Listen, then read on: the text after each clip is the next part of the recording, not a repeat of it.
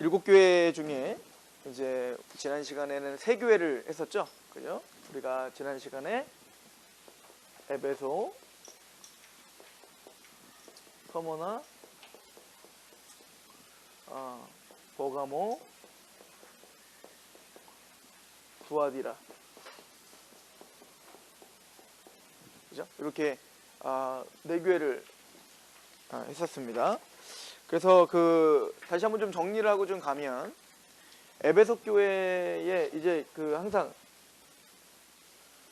그리고 오늘은 이제 4대 필라델피아,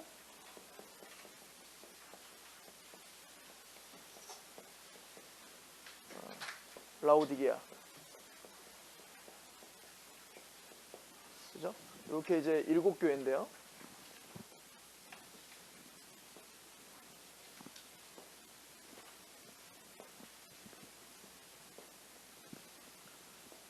자, 7교회에 우선은 우리가 좀 구분을 해야 되는 게 교회고, 예수님의 모습, 그죠? 자, 예수님의 모습이 어떻게 나타나고 있는가라고 할 때, 에베소 교회의 예수님의 모습은 7별을 붙잡고 7별과, 그죠? 금촛대를 다니시는 분, 금촛대 사이를 거니시는 분, 그죠? 이게 이제 에베소 교회의 예수님의 모습이었다라고 하는 것이었고요. 서머나 교회는 예수님의 모습을 처음이며 마지막, 그죠? 그리고 죽었다가 살아나신, 처음이고 마지막이며 죽었다가 살아나신 분이다라고 이제 이야기를 하고 있고, 그리고 버가모 교회는 어땠어요? 좌우에 날선 검, 그죠? 날선 검이 나오신다라고 하는 것을 이야기했습니다. 자, 그리고 두아디라는 뭐였죠? 눈은 불꽃 같고, 그리고 발은 빛난 주석 같고. 자, 그리고 한번 다 정리하고 갑시다. 자, 4대 교회는 우리 15페이지 보면은 이제 있죠. 7영과 7별을 붙잡고 계시는 분. 7영과 7별을 붙잡고 계시는 분으로 4대 교회는 묘사하고 있고요. 자, 그리고 이제 빌라델피아는 다윗의 열쇠를 갖고 계신 분, 그죠? 다윗의 열쇠를 갖고 계셔서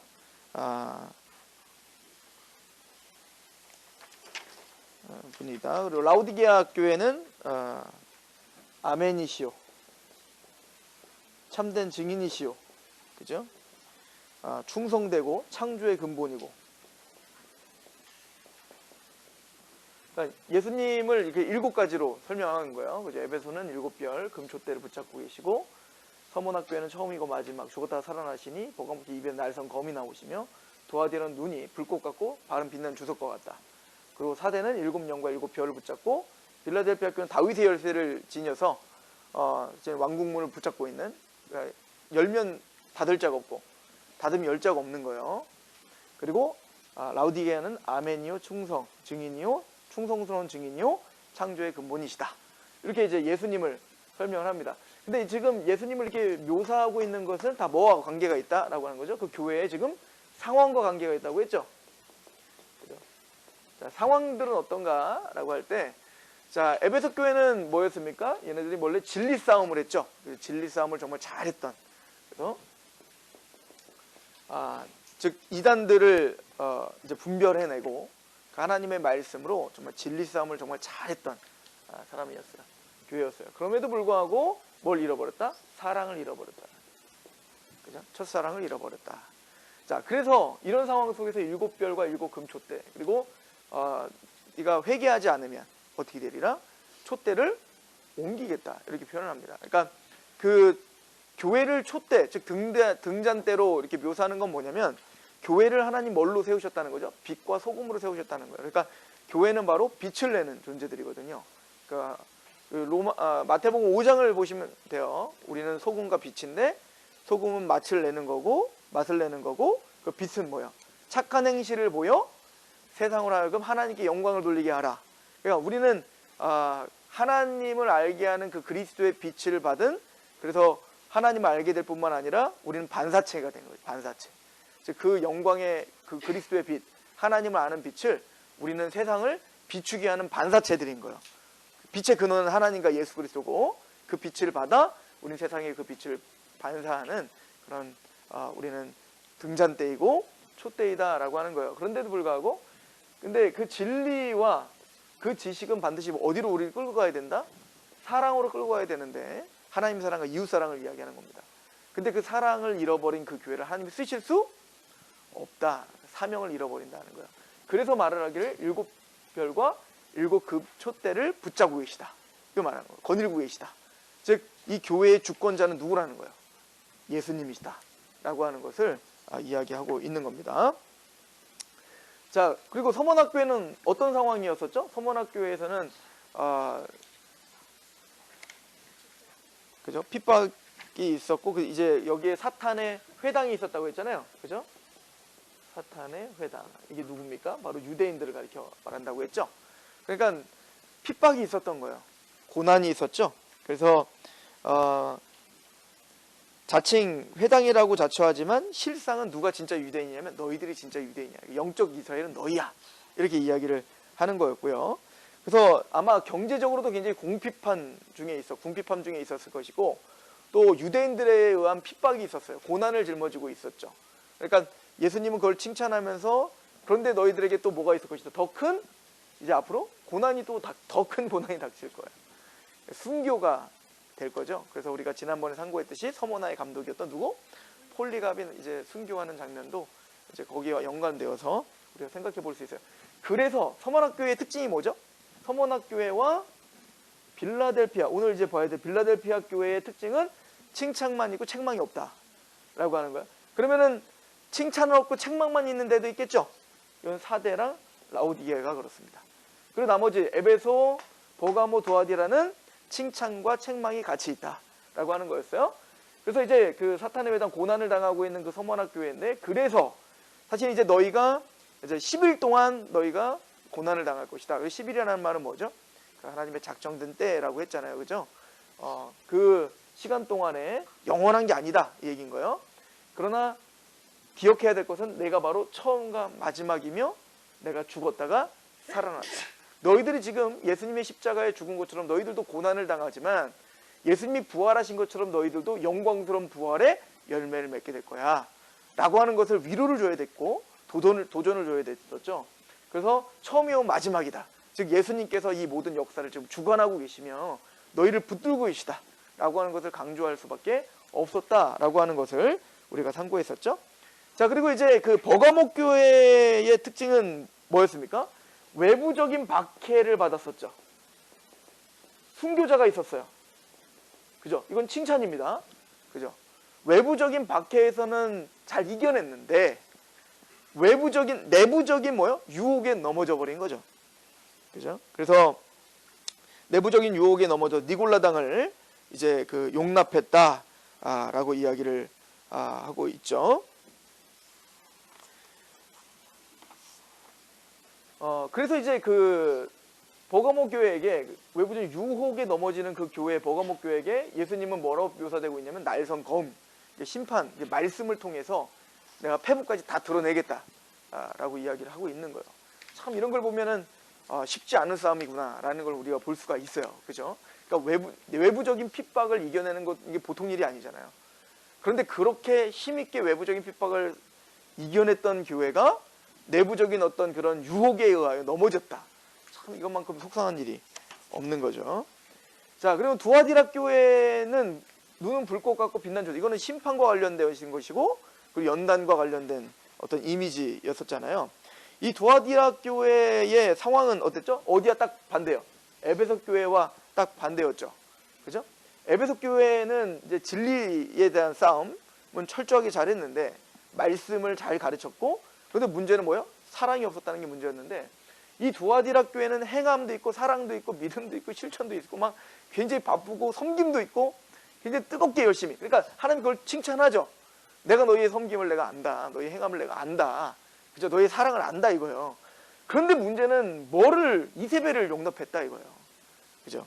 니골라당을 용납하고 이세벨을 용납했다라고 하는 것을 이야기합니다. 그래서 우리 그 15페이지에 보시면 많은 행함과 사업과 봉사를 칭찬하시죠. 그런데 이세벨을 용납하였다라고. 여러분들 이세벨이 누구예요? 이세벨이 누굽니까? 바로 그 북이스라엘의 가장 하나님을 대적한 아주 상징적인 왕이 있잖아요. 그게 바로 아합 왕 아닙니까? 아합. 그 아합 왕이 이 아합 왕 때가 바알 숭배. 그러니까 바알이라고 하는 신은 사실은 그 팔레스틴 땅뿐만 아니라 그 고대 근동에 많이 퍼져 있었던 신이에요. 이 바알 신은 농경 문화잖아요. 다 그냥 농경 문화니까 그 농경 문화 속에서 비를 내려주는 신인 거예요. 그러니까 비를 내리어서 이제는 그 번영과 풍족한 어떤 그 양식을 주는 신이 바로 바알 신이죠. 그러니까 근데 이 바알 신을 섬기는 제사장의 딸이었던 사람이 바로 이세벨인데 그 이세벨을 아내로 맞은 거죠. 그래서 아합 왕은 1차적으로 이제 그 신명기에 보면 왕들에게 명하는 그 명령이 있어요. 크게 세 가지인데요. 첫 번째는 뭐냐면 그 아내를 많이 두지 마라. 아내를 많이 두지 마라. 특별히 또 이방 여인을 두는 것을 굉장히 경계하죠. 이스라엘 백성들에게. 왜 그럴까요? 단순히 이방 여인을 두는 것 자체의 문제가 아니라 이방 여인이 들어오면 뭐가 같이 들어오는 거냐면 그죠? 이방 신이 같이 들어오는 거예요. 그 문화가 같이 들어오는 거라고요. 어쩔 수가 없어요. 제가 이스라엘 갔더니 그 외국인과 결혼한 그 한국 사람들이 좀 많아요. 그리고 아이들은 거의 다 대부분 정서가 한국이더라고요. 한국에. 그러니까 아버지는 한국말을 못하는데도 아이들은 한국말을 거의 모국어처럼 해요. 말 그대로 모국어니까. 엄마가 그걸 쓰니까 옆에서 계속 그걸 쓰니까 당연히 한국말을 더 잘하고 문화는 뭐예요? 한국적 문화가 있더라니까. 얼굴은 완전히 서양인인데 한국적 문화가 있더라니까요. 그러니까 그럴 수밖에 없는 게 엄마를 바라보면서 언어를 배우고 엄마를 통해서 문화를 배우기 때문에 그런 거예요. 그러니까 아내를 그 이방 여인을 데려오면 그 문화와 그 종교와 그 우상 숭배가 같이 들어오게 되는 거죠. 그죠? 그런데 이 아합 왕은 바로 그 이세벨, 그 바알 숭배의 정점에 있었던 그 이세벨을 아내로 영으로 들였던 겁니다. 또 말을 많이 두지 마라. 그리고 제일 중요한 거, 세 번째, 하나님의 율법을 항상 등사본을 옆에 두라 하는 말씀대로. 근데 이제 아합은 그 이세벨을 통하여 이제는 그 바알 숭배를 자기만 할 뿐만 아니라 당연히 왕이 이제 우상 숭배를 해버리면 어떻게 될까요? 모든 이스라엘이 다 우상 숭배에 빠지게 하는 거예요. 그렇게 북이스라엘을 이 우상 숭배에 빠지게 했었던, 바알 숭배를 빠지게 했었던 그 사람이 누구냐? 바로 이세벨인 겁니다. 그런데 바로 이 두아디라 교회에 바로 그 이세벨을 용납했다.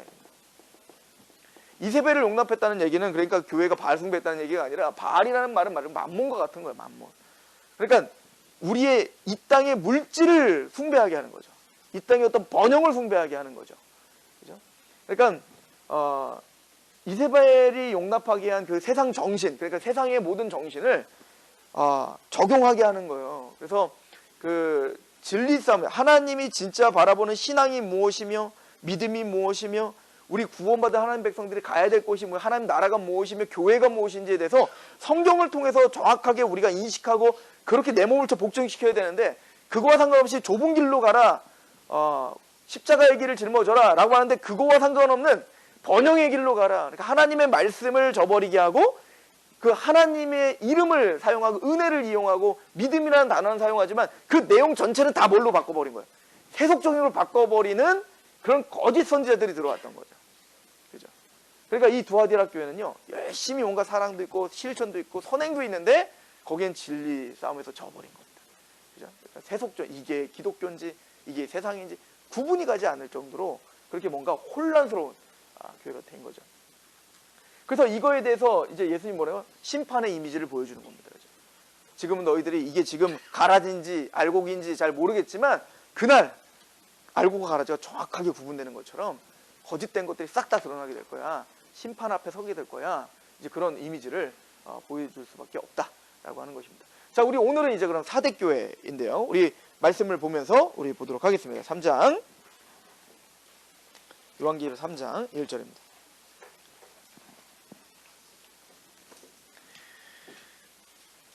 3장 1절 사대교회 사자에게 편지하라. 하나님의 7 영과 7 별을 가지신 이가 이르시되 내가 내 행위를 아노니 내가 살았다 하는 이름을 가졌으나 죽은 자로다. 자, 예수님을 뭐로 표현하고 있냐면 7 영과 7 별을 가지신 이다 라고 표현하는데, 자, 7 영과 7 별은 이미 앞에서 설명했었죠. 그러니까 다시 말씀드리지만 요한계시록은 앞에서 이미 단어들을 어느 정도 설명된 것을 계속 끌고 가요. 그러니까 그것들을 잘 기억하시면서 오셔야 되는데, 자, 7 영과 7 별, 7 영은 우리가 뭐라고 했었죠? 7 영 성령님이라고 했죠, 그죠? 총명의 신이요, 뭐 여호와를 경외하는 신이요, 모략의 신이요, 그 7가지의 그 영이시고, 그리고 이 7 영을 우리가 1장에서 다룰 때 스가랴서를 가지고 우리가 이야기했던 거 기억나시죠? 그러니까 그 등잔대가 있고 7 촛대가 있고 거기에 2 감람나무가 있고 거기에 파이프가 연결이 되어서 그 등잔대에 빛이 비추고 있는데 그 빛이 비추려면 감람유로다가, 그죠? 엑스트라 버진으로 이렇게 피우는 거거든요. 근데 그 감람유가 무한공급기, 그러니까 아예 그 감람나무에서부터 끊임없이 주는, 근데 그 2 감람나무는 나중에 이제 스룹바벨과 여호수아 2 지도자였고, 그 사람들을 통해서 이렇게 흘러가는 그 성령님의 은혜가 뭐를 밝히는 거예요? 빛을 밝히더라 라고 하는 거죠. 그래서 그 전체를 통해서 스가랴가 이게 뭐지? 라고 할 때 딱 뭐라고 이제 그걸 해석해 줍니까? 힘으로 되지 않고 능으로 되지 않고 오직 여호와의 신으로 되느니라. 그죠? 그 7 영을 이야기할 때 바로 그래서 성령님을 이야기한다는 거예요. 자, 예수님은 누구세요? 7 영을 가지고 계시다라고 하는 거예요. 7 영과 또 7 별을 가시는데, 7 별은 또 우리가 어떻게 해석했어요? 1장에 가면 7 별을 크게 2가지로 해석할 수 있다고 했죠. 어떤 분들은 이거를 천사라고 해석하고, 7 촛대는 교회고 7 별은 사자들이다. 사실은 이제 왜 이게 우리가 해석이 왜 이렇게도 해석하고 저렇게도 해석하냐면요, 그냥 말 그대로 앙겔로스, 이게 뭐냐면 천사로도 해석이 될 수 있고 그냥 보내심 받은 자라고 하는 심부름꾼이라는 단어도 된단 말이에요. 그러니까 사도, 그러니까 우리가 그 목회자들을, 하나님이 종들을 말할 때도 그렇게 쓸 수 있고, 또 천사를 쓸 때도 그렇게 쓸 수 있기 때문에 보내심을 받아, 하나님께 보내심을 받은 자라고 하는 뜻이기 때문에 2가지 다 이렇게 해석하는 게 좀 다른 거예요. 근데 어쨌든 천사로 해석하든 그 목회자로 해석하든 그런 종들을 해석하든 말이에요. 중요한 건 뭐냐면 지금 주님께서 그 교회를 지도하시고 통치하시고 붙잡고 계시다는 거는 변함이 없는 거죠. 어쨌든 그런데 저는 이제 그 목회자로 보는 게 맞다라고 이제 보는 편인데, 존 맥어더 목사님 뭐 이런 분들도 그렇게 보죠. 근데 7 별을 붙잡고 계시다라고 할 때 7 영과 7 별을 붙잡고 계시다. 왜 그런지는 제가 왜 이거를 목회자랄지 어떤 지도자로 이야기하는 게 더 좋은지는 좀 이따가 또 설명을 하겠지만, 어쨌든 7 영과 7 그 별을 주님께서 붙잡고 계시는 것으로 이렇게 지금 보여주고 계시죠. 그리고 이제 이렇게 이야기를 합니다. 7 영과 7 별을 가지시니가 이르시되 내가 내 행위를 아노니. 그러니까 행함이 없지는 않았죠. 사대교회가요, 행함이 있었어요. 분명히 예배도 있었고 봉사도 있었을 것이고 구제도 있었고 기도도 했을 것이고요, 전도도 했을 것이고요. 그러니까 우리가 지금까지 기독교로 말할 때 할 수 있는 모든 어떤 행함들이 다 있었을 거예요. 근데 문제는 뭐냐면 행함은 있는데 자, 2절을 보세요. 내가 살았다 하는 이름은 가졌으나 죽었다, 이렇게 표현합니다. 행함은 있는데, 그리고 살아있다라고 하는, 겉으로는 살아있는 것처럼 보이지만 실상은 어땠다는 거야? 죽었다. 이거 너무 무서운 얘기 아니에요? 열심히 뭔가를 했는데 알고 봤더니 죽었었어. 죽어있는 거였어요. 자, 그러면 그 행함이 뭐가 문제였냐? 2절을 보시면 너는 일깨어 그 남은 바 죽게 된 것을 굳건하게 하라. 내 하나님 앞에 내 행위에 온전한 것을 찾지 못했다. 행함은 있었는데 어떤 행함이 아니었어요? 온전한 행함이 아니었어요.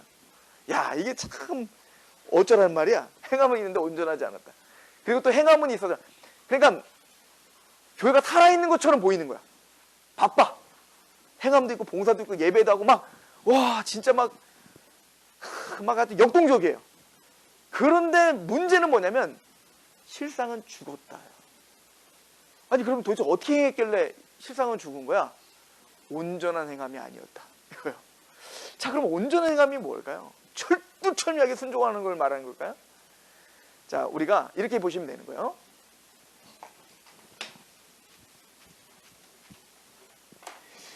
예를 들어서 하나님께서 유대인들에게 그 아브라함을 선택하시고 또 이삭을 낳게 하시고 그러면서 창세기 17장에 하나님께서 언약의 자손들에게 명령하신 게 있죠. 뭘 행하라? 할례를 행하라 이렇게 표현했어요. 그죠? 이게 오늘 교회 시대에는 이제 세례로 이제 바뀐 거겠죠? 자, 할례를 행하라 한 거예요. 자, 할례를 행한다는 게 뭘까요? 바로 남자 생식기 표피를 제거하는 거죠. 행함이에요. 그걸 제거하는 거란 말이에요. 그러니까 유대인들은 다, 이스라엘 백성들은 그 할례를 행했단 말이에요. 행함은 있는 거예요. 그런데 온전히 행하지는 않은 거예요. 이스라엘들이. 그게 무슨 말이냐? 진짜 할례는 육적인 할례가 진짜 할례가 아니라 뭐가 진짜 할례야? 마음의 할례가 진짜 할례라고요. 자, 제가 하나 예를 드는 거예요.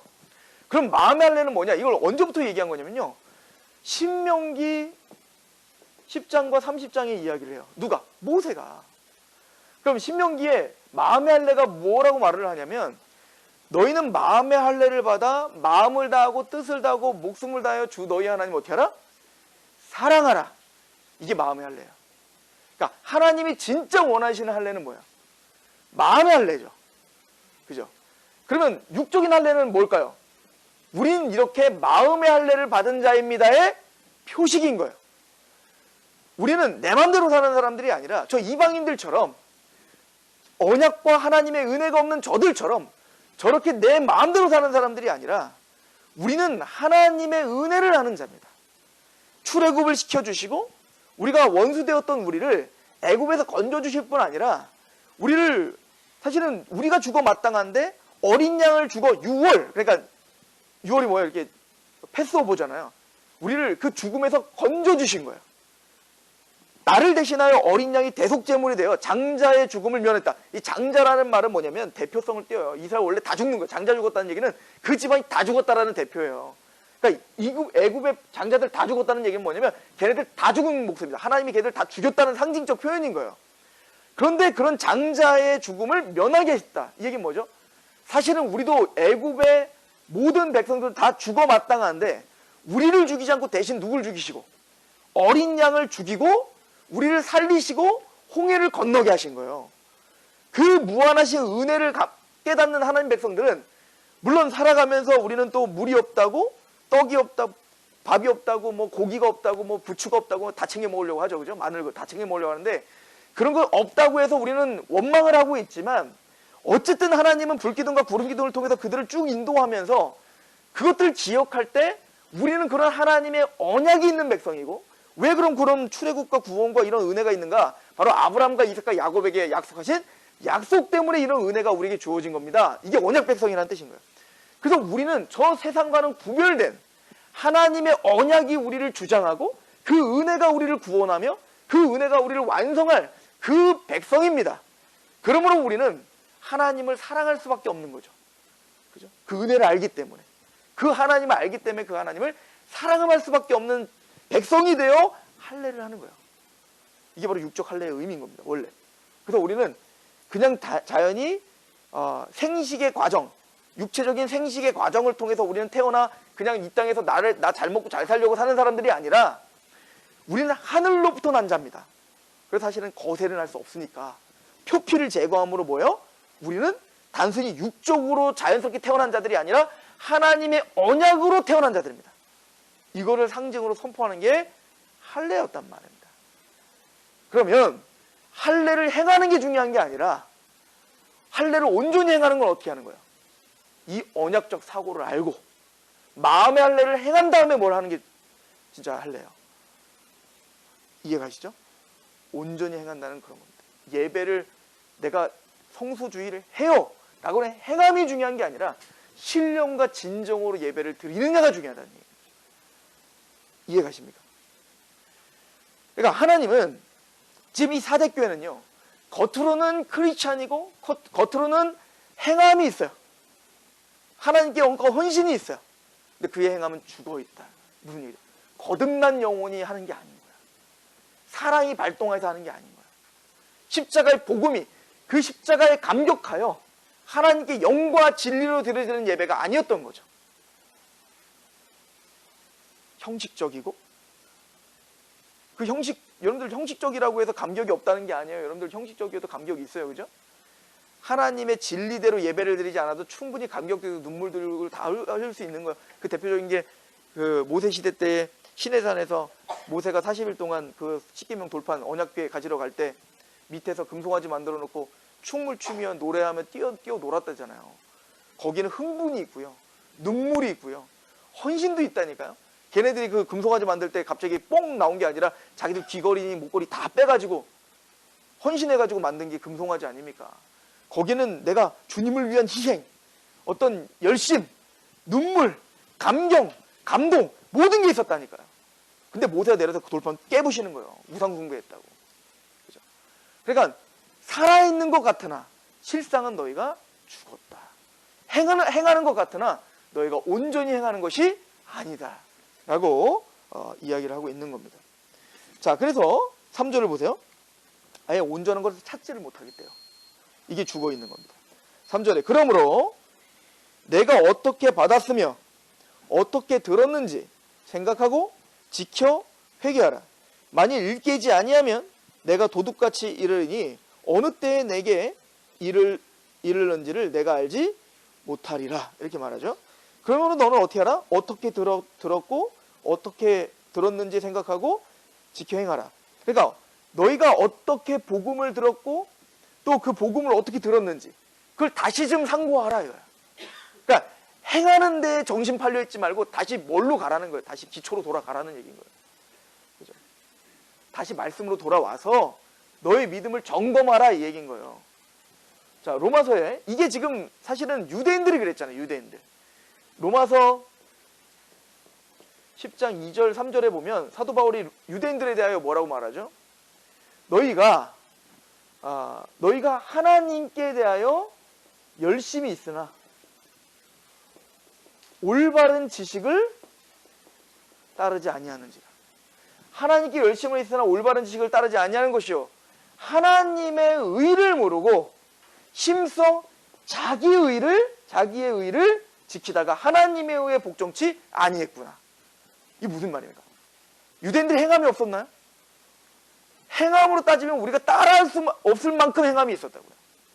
정말 진심을 다해서 행함이 있었단 말이에요. 열심? 우리는 그 열심 따라갈 수가 없죠. 여러분들 유대인 열심 우리 어디 따라가냐고요. 그렇죠? 그런데 그런 열심이 있었지만, 행함이 있었지만 그들에게 없었던 게 뭐예요? 올바른 지식을 따르지 않았던 거죠. 바른 복음을 따르지 않았던 거죠. 그러니까 어떻게 될까요? 하나님의 의를 몰라요. 하나님의 의는 무엇입니까? 예수 그리스도로 말미암아 우리에게 주어지는 그 하나님의 의, 우리의 것으로는 의롭다함 받을 수 없다는 그 하나님의 전적인 은혜를 아는 지식이란 말이에요. 십자가를 통해서 나를 대신하여 십자가의 죽으심은 나의 모든 죄를 다 짊어지시고 내가 받을 심판을 예수님 십자가에서 죽으신 것이며, 예수님이 십자가에 다 이뤘다 하셨던 그 하나님의 온전한 의, 그 의를 믿을 때 우리의 것으로 주어지는 하나님의 그 무한하신 사랑과 은혜에 대한 이해가 없었던 거예요. 유대인들. 그럼 뭐만 있어요? 행함만 있는 거예요. 행함만. 그걸 죽었다라고 하는 거예요. 죽었다. 근데 이게 겉으로 볼 때는 어떻게 될까요? 살았다라고 보일 거 아니겠습니까? 그죠? 거기에 우리는 넘어가면 안 된다는 거예요. 그래서 지성이면 감천이라는 말은 기독교적이지 않은 겁니다. 그죠? 하늘은 스스로 돕는 자를 돕는다. 이게 다 미국의 국부들이 하는 얘기들인데 그 사람들은 다 인본주의자들이었다고요. 이신론자들이었어요. 이신론자들. 그 사람들은 우리가 믿고 있는 뭐 워싱턴이라든지 프랭클린이라든지 이런 사람들이요. 우리가 알고 그 사람들이 기독교인이 아니었다니까요. 그 사람들은 다 이신론자들이었어요. 하나님을 인격적 하나님으로 믿지 않았다고요. 그 사람들. 하나님은 그냥 이 지구를 전체를 만들었다는 건 인정하지만 이 지구는 시계공이 만들어 놓고 가만히 있어도 지들이 알아서 태엽 돌아가는 것처럼 그때 뭐 시계공이 거기다 막 계속 인격적으로 막 뭔가를 불어 넣어줄 필요가 없죠. 그럼 전 지구의 원리를, 이 우주의 원리를 만들어 놓고 하나님은 팔짱 끼고 저쪽에 계시다는 거야. 그리고 이제부터는 뭐야? 하늘은 내가 열심히 뭔가를 하면 그냥 그거대로 살아간다. 이런 개념이었다고요. 그건 성경적 개념이 아닌 거예요. 하나님은 오늘도 약한 자를 도우시고, 그죠? 꺼져가는 심지를 끄지 않으시고, 상한 갈 때를 꺾지 않으시며 끊임없이 그런 자를 다시 싸매시고 마침내 하나님이 영광의 자리까지 가게 하시는 하나님이시죠. 근데 문제는 뭐냐면 이 사람들은 하나님께 그러니까 행함은 있는데 그 행함을 격발시키는 알맹이가 없어져 버린 거야. 그 안에는 복음이 없는 거죠. 그러니까 죽은 겁니다, 이 사람들. 그죠? 행함은 많이 있으나.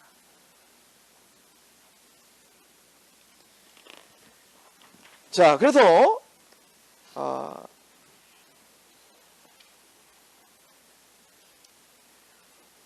여기 보면 우리 그 계시록 3장 3절에 다시 한번 보시면, 그러므로 내가 어떻게 받았으며 어떻게 들었는지 생각하고 지켜 회개하라. 만일 일깨지 아니하면 내가 도둑같이 이르르니 어느 때에 내게 이르는지 내가 알지 못하리. 이거 사실 재림에 대한 그 묘사를 할 때 예수님이 항상 했던 얘기죠.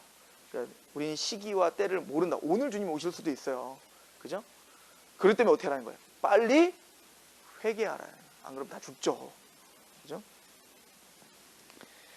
사실은 이 사대교회에 지금 비판을 받고 있는 이 사람들은 거의 구원을 받지 못한 사람들일 가능성이 큽니다. 왜냐하면 야고보서의 말로 든다면 행함이 없는 믿음은 죽은 믿음이기 때문에. 거기서 말하는 행함이라는 건 아까도 말했지만 구원을 받은 자의 열매적인 행함을 말하는 것이다 라고 하는 것을 우리가 볼 수가 있는 거예요. 자, 그래서 우리 고린도 후서를 잠깐 가보시겠어요? 고린도 후서 7장을 보시면,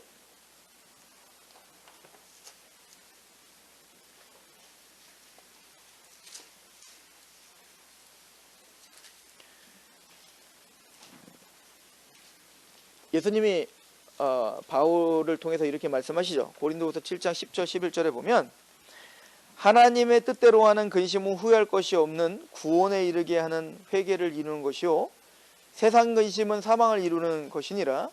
보라, 하나님의 뜻대로 하게 된 이 근심이 너희를 얼마나 간절하게 하며 얼마나 변증하게 하며 얼마나 분하게 하며 얼마나 두렵게 하며 얼마나 사모하게 하며 얼마나 열심 있게 하며 얼마나 벌하게 하였는가. 너희가 그 일에 대하여 일체 너희 자신의 깨끗함을 나타내었느니라. 그러니까 하나님의 뜻대로 하는 근심은 후회할 것이 없어요. 그래서 우리는 그러니까 교회 안에서 또 말씀을 보실 때 말씀의 책망들에 직면하는 우리는 습관을 좀 가지셔야 되는 거예요. 그러니까 말세로 갈수록 성도들의 그 태도는 뭐냐면, 내가 듣기 싫은 말들은 듣기 쉽지 않은 거야. 이게 특징들이죠. 우리 디모데후서를 잠깐 가보세요.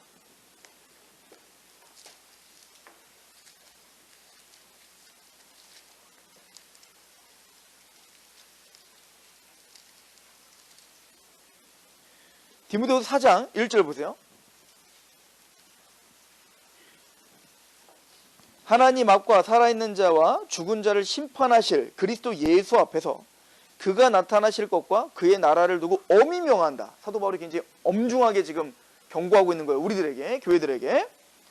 너는 말씀을 전파하라. 때를 어떤지 못 어떤지 항상 힘쓰라.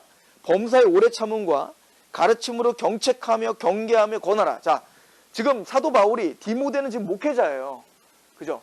그러니까 목회자에게 뭐라고 말하냐면, 내가 디모데야, 내가 너에게 엄하게 명하는데 너는 어떻게 해야 된다? 때를 어떤지 못 어떤지 하나님의 말씀을 타협 없이 정말 제대로 전파하라. 이렇게 말을 하고 있죠.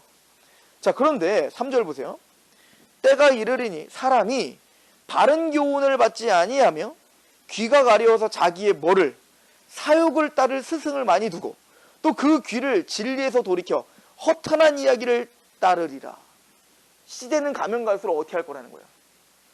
디모데야, 너는 타협 없이 하나님의 말씀을 제대로 전파해라. 그러나 세상은 계속, 교회는 어떻게 변할 거라는 거예요. 귀가 가려워가지고 내 귀를 간지럽히는 거, 내 귀에 듣기 좋은 거, 사욕을 충족시켜 줄 수 있는 메시지만 찾으러 사람들은 떠날 거라는 거야. 잘 될 겁니다. 긍정적으로 살면 다 될 겁니다. 살아있는 거죠. 아유, 그러면 됐죠. 뭘 더 바랍니까? 하나님은 축복하기에 당신 사람밖에 태어났습니다. 그리고는 우리의 죄됨을 보지 못하게 하고 우리의 영혼이 죽어 있는데도 불구하고 넌 살아있다 살아있다나 말하는, 그렇게 하면 안 된다. 디모데에게. 그죠? 사실은 지금 사대교회를 향한 예수님의 사랑이 거기 있는 거예요. 지금 사대교회가 죽어 있는데 사대교회도 교회라는 사실을 잊지 마시라고 했잖아요. 그죠? 지금 사대교회를 향한 하나님의 애정이 끝난 게 아니에요. 끝났다면 이런 편지를 쓰지도 않죠. 그냥 지옥에 던져버리면 되니까. 근데 지금 예수님은 끊임없이 사대교회를 향하여 회개하라고 촉구하고 있는 건 뭐냐면 사랑하고 있는 거예요. 그죠? 사대교회를 향해. 근데 그 사랑의 첫 번째는 뭐냐면 내가 지금 죽어 있다는 걸 인정하는 게 시작이라고요. 여러분들 병원에 가서 치료를 받으려면 제일 먼저 뭐 해야 돼요? 내가 병이 있다는 걸 인정해야 치료가 될 거 아니에요. 당뇨, 그럴 리 없습니다. 내가 그렇게 살지 않았습니다. 어쩌라는 거야 그러면. 요즘에 제일 힘든 게 심리 치료하시는 분들이 제일 힘들다는 거 아니에요. 뭔가 상담을 왔으면 지금 이 아이의 문제가 무엇인지, 지금 발달 과정 속에서 지금 이 아이의 심리적인 게 지금 어떤 문제인지, 근데 이게 알고 봤더니 가정의 문제이고 지금 부모님이 바뀌어야 이 아이도 바뀝니다 라고 하는 걸 상담해 줘야 되는데 내 아이는 그럴 리가 없습니다. 왜 찾아왔냐고. 근데 거기를 이해 가십니까? 교회를 온 것은 뭐냐면 우리의 영혼의 문제가 무엇인지를 드러내려고 온 거란 말이에요. 그런데 문제는 교회에 오는 그 사람들의 태도가 뭐냐면 내 영적인 심각한 문제에 대해서 들추어내는 것을 겁낸다는 거죠. 그리고 귀를 막는 거야. 눈을 닫는 거야. 그리고 난 이렇게 행했는데, 난 이렇게 예배를 드렸는데, 난 줄 성수했는데, 난 11조를 빠진 적이 없는데. 잘했어요. 유대인들도 그거 다 했어요. 너희가 일체 11조를 드리고 너희가 하나님께 꼬박꼬박 제사를 드리고 잘했다. 그러나 그들은 하나님 아는 지식이 없다고요. 하나님을 아는 지식이 없다는 얘기는 누구의 지식도 없다는 얘기인 거예요. 우리를 아는 지식이 없는 거예요. 그죠? 그러니까 끊임없이 사람들은 어떻게 해요? 내 귀를 만족시켜 줄 수 있는 메시지만 찾으러 가는 거예요. 근데 사대교회가 진짜 그랬던 겁니다. 그래서 말하는 거예요. 예수님은 사대교회에게 정말 애정어린 사실은 권면을 하고 있는 거죠. 그러므로 네가 어떻게 받았으며 어떻게 들었는지 생각하고 지켜 회개하라. 만일 네가 일깨지 아니하면 너는 심판받을 수밖에 없지 않겠나. 사대교회의 사람들이 몇 명이나 그래서 회개했을까요? 모르죠. 그러나 분명한 사실은 뭐냐면 6절에 귀 있는 자는 성령이 교회들에게 하시는 말씀을 들을지어다. 귀 있는 자들은 들었을 것입니다. 그러니까 이 교회 안에는요, 보여지는 교회는 알곡과 가라지가 섞여 있습니다. 그러면 알곡과 가라지의 구분법을 알려드릴게요. 이게 진짜 알곡인지 가라지인지. 물론 이제 그것은 죽을 때까지 우리가 알 수가 없지만 기본적으로 내가 알곡과 가라지인지를 구분할 수 있는 방법은 뭐냐면 하나님의 말씀을 들었을 때 거기에 반응하고 있다면 알곡인 거예요. 그건 들을 귀가 있다는 얘기인 겁니다. 하나님의 말씀 앞에 책망 앞에 그 책망을 섰을 때 난 잘하고 있는데 뭐 라고 하고 있다면 지금 잘못 듣고 있는. 제가 성경을 보면서 다윗 이야기와 골리앗 이야기를 보면서 우리는 항상 난 다윗, 저놈은 골리앗 이렇게 우리는 생각을 한다고요. 나는 다윗이고 저놈은 사울이고. 근데 진짜 구원을 받은 사람들을 또 진짜 신앙이 성숙하는 사람들을 보면 바뀌어요. 내가 골리앗이라는 걸 알게 돼요. 내가 사울이라는 걸 알게 되고요. 지금 홍해에서 빠져 죽은 파라오의 그 10가지 재앙에 끝까지 하나님 앞에 막 목에 핏대를 세우면서 대들다가 마침내는 파멸로 가는 그 파라오가 나라는 게 느껴진다고요. 그리고 그런 나를 구원하신 하나님의 은혜를 감격할 수밖에 없게 돼요. 다시 말씀드리지만 이스라엘을 광야 40년 동안 끌고 가시면서 깨닫게 한 게 바로 그거거든요. 니들이 파라오야 임마 이거예요. 그러니까 이스라엘 백성들은 사실은 구원받을 때 아무것도 몰랐죠. 하나님을 아는 지식도 없었잖아요. 그래서 그냥 하나님이 나오라니까 나왔고 구원받았고 우리를 우리를 얽매이고 있었고 우리를 지금 협박했던 파라오가 홍해 수장단을 통해서 막 즐거웠겠죠. 와, 진짜 나쁜 놈들 잘 됐다. 그리고 하나님 너무 고맙습니다. 야, 우린 정말 대단한가 보다. 그런데 40년 내내 살면서 못 깨닫게 한 거예요. 니들이 파라오다 이거. 네가 목이 곧은 백성이란 말이 네가 파라오야 이거예요. 재앙을 주면 어떻게 해요? 재앙을 주면 보내주겠습니다. 그러다 좀 편해지면 못 보내. 그러다가 또 재앙을 주면 보내겠습니다. 그러다 또 편해지면 못 보내. 이걸 10번이나 했다고요. 근데 이게 누구 삶이에요? 이스라엘이에요, 이스라엘. 막 구원시키면 감사합니다. 물 안 주면 왜 이래? 그러다가 또 물 주면은 감사합니다 했다가 배고프면 왜 이래? 이러면서 계속 이게 지금 그래서 40년 내내 그러다가 다 죽었더라. 이거 아닙니까? 그 얘기가 뭐예요? 그리고 결론을 신명기에 뭐라? 너희들은 목이 곧은 백성이다. 이 얘기는 뭐냐면 니들이 파라오다. 이 얘기랑 똑같은 거예요. 가나안 땅 들어갔던 이스라엘이 달라졌어요? 사사시대 보세요. 좀 편하니까 하나님 말씀 떠나고 지멋대로 살다가 이방 민족을 통해서 압박이고 핍박이 오니까 우리를 구해주세요. 그래서 사사를 들어가지고 딱 살려줬더니만 다시 또 불순종하고 그리고 또 살려줬더니만 감사합니다 했다가 또 불순종하고 파라오죠 딱. 귀 있는 자는 듣는 거예요. 우리가 어떤 자인지 알게 되는 겁니다. 그렇죠? 교만할 수가 없죠. 사대교회에게 그리고는 이렇게 이야기를 합니다. 4절. 그러나 사대의 그 옷을 더럽히지 아니한 자 몇 명이 내게 있어. 흰 옷을 입고 나와 함께 다니리니 그들은 합당한 자인 영고라. 그런데 그 죽어있는 교회처럼 보이는 그곳에서도 누가 있다는 거예요? 남은 자가 있다는 거예요. 흰 옷을 입은 진짜 구원받은 이 흰 옷은 누군데? 앞에서 1장으로 본다면 제사장된, 그죠? 1장을 보세요. 이 흰 옷을 입은 자가 누군가? 1장 6절, 자 5절. 또 충성된 증인으로 죽은 자들 가운데서 먼저 나시고 땅의 임금들의 머리가 되신 예수 그리스도로 말미암아 은혜와 평강이 너에게 있기를 원하노라. 우리를 사랑하사 그의 피로 우리의 죄에서 우리를 해방하시고 그의 아버지 하나님을 위하여 우리를 나라와 제사장으로 삼으신 그에게 영광과 능력이 세세토록 있기를 원하노라. 이 제사장이 옷이 흰옷을 말하는 거예요.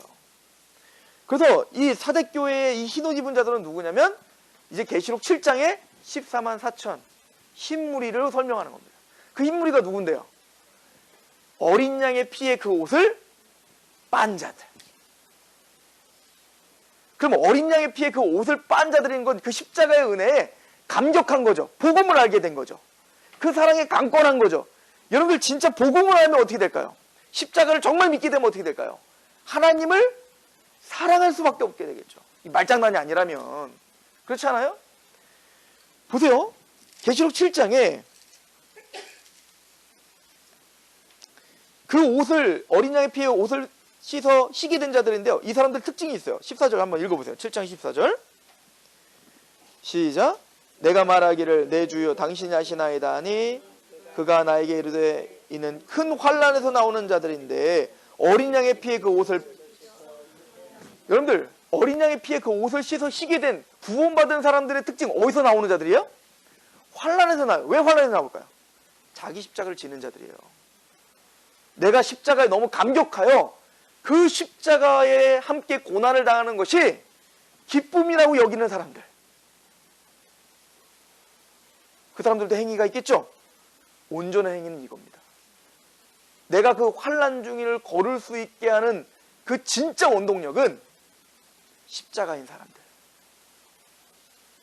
그 구속의 은혜를 경험하여 그것 때문에 예배하며 그것 때문에 전도하며 그것 때문에 희생하며 그것 때문에 하나님의 나라를 위해서 걷는 자들.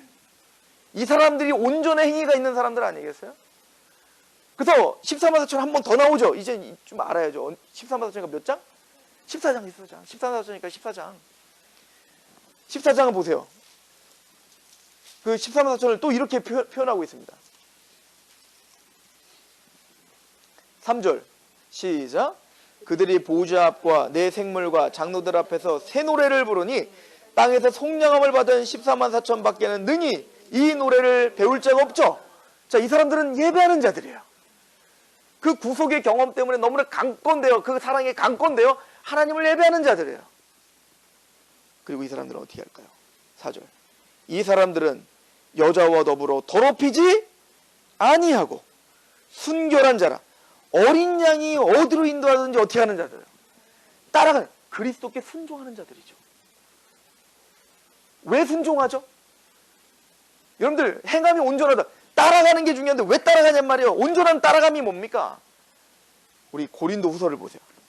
제가 제일 좋아하는 말씀인데,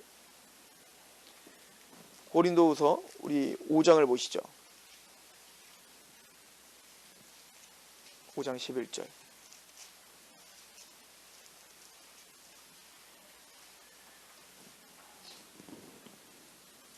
우리는 주의 두려우심을 알므로 사람을 권면하거니와 우리가 하나님 앞에 알려졌으니 또 너희의 양심에도 알려지기를 바라노라.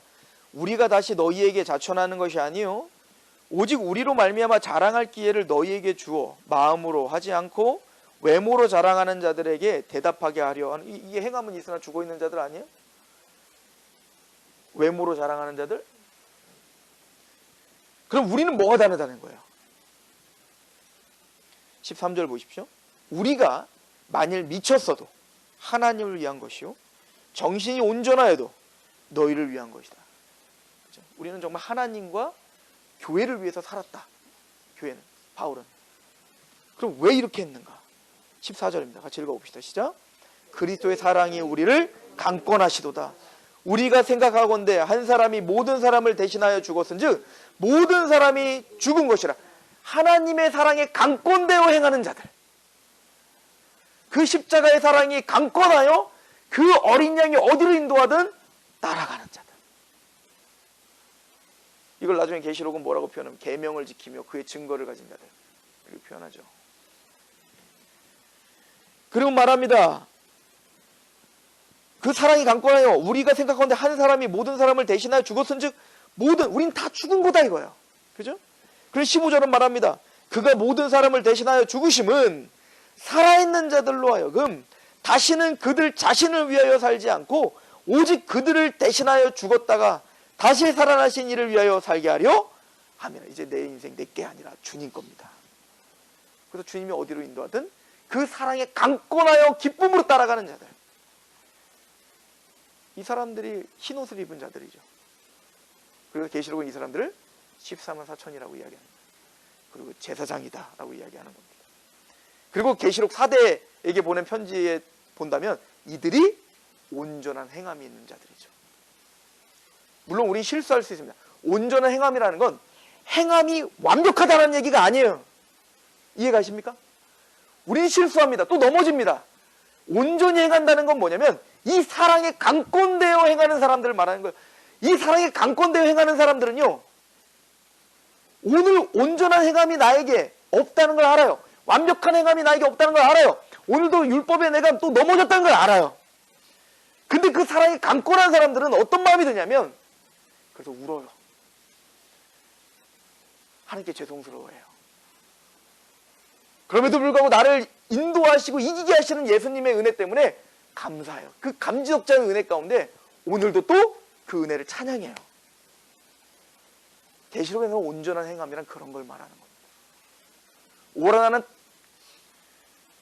비천한 자입니다. 비참한 자입니다. 오라 나는 곤고한 자입니다. 라고 사도 바울이 말했듯 내 마음으로는 원인데 내가 또 내 죄의 범이 나를 또 사로잡아 죄 가운데 또 넘어지게 하는군요. 오라 나는 곤고한 사람입니다.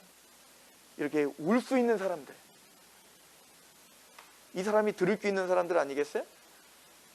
그게 온전한 행함을 말하는 겁니다.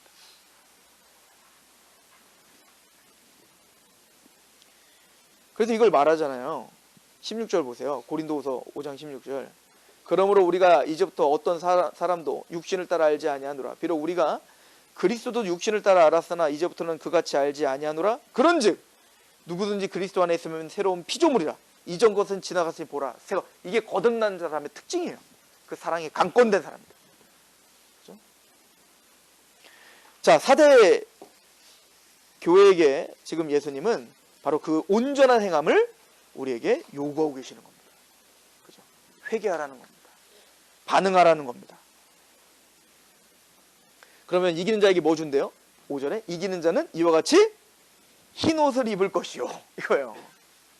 그래서 지금 흰옷에 대한 얘기가 나오는 겁니다. 다시 말씀드려 흰옷은 뭐예요? 제사장을 말하는 거예요. 그죠? 이것도 구원에 대한 얘기인 거예요.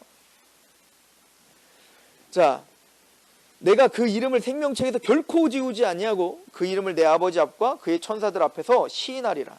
귀 있는 자는 성령이 교회들에게 하시는 말씀을 들을지어다 라고 말하고 있죠. 그래서 회개하라. 그 옷을 입으라. 이야기를 하는 거예요. 자, 4절을 다시 한번 보세요. 계시록 3장 4절. 그러나 사대에 그 옷을 더럽히지 아니한 자 몇 명이 내게 있어 흰 옷을 입고 나와 함께 다니리니 라고 말하죠. 1차적으로는 지금 아직 거기 남은 자들이 있다는 얘기도 되고요. 지금 죽어있지만 이 소리를 듣고 회개하여 흰 옷을 입을 자들이 있는 거예요. 그죠? 그래서 교회인 거예요. 교회가 완벽해서 교회가 아니고요. 때로는 행함이 죽어있는 교회예요. 죽어있는 교회. 이거 완전 죽어있는 거예요. 그럼에도 불구하고 하나님은 왜 그 교회를 희망을 두고 소망을 둘 수 있냐면 거기에 귀가 있는 사람이 있거든요. 이해가세요? 여러분들 교회에, 우리 교회에 그럼에도 이게 왜 교회라고 말하냐면요, 전체적으로 죽어있다 라고 볼 수도 있어요. 그러나 함부로 우리가 교회를 비판할 수 없는 건 거기에 하나님의 택하신 자들이 있기 때문에 그렇습니다. 거기에 하나님 말씀을 듣고 두렵고 떨림으로 하나님 말씀 앞에 서 있는 사람들이 있다면 교회죠. 그렇죠? 하나님 그 교회를 붙잡고 계시는 거예요. 왜? 거기에 구원받을 사람들이 있기 때문에. 거기에 하나님의 택함 받은 사람들이 있기 때문에. 그렇죠? 자, 그렇다면 왜 예수님은 7영과 7별을 붙잡고 가지고 계시다라고 말할까요?